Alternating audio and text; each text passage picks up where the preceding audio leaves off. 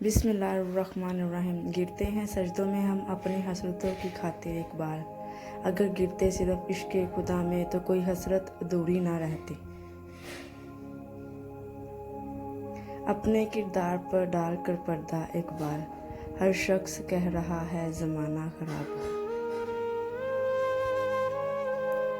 बिस्तर से उठकर मस्जिद तक जा ना सके एक बार, ख्वाहिश रखते हैं कब्र से उठकर जन्नत जाने की।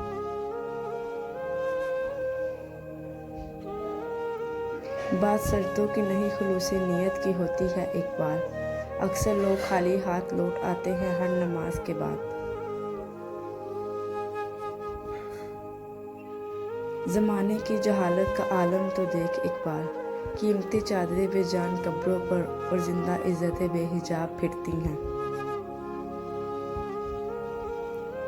क्यों मन्नतें मांगता है औरों के दरबार से एक बार, वो कौन सा काम है जो होता नहीं तेरे परवरदिगार से।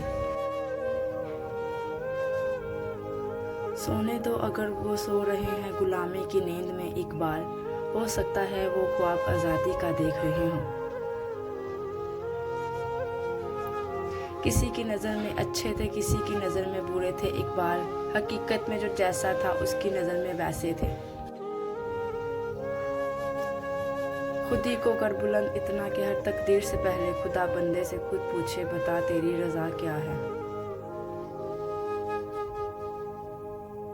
Thanks for watching. Like share comment and subscribe.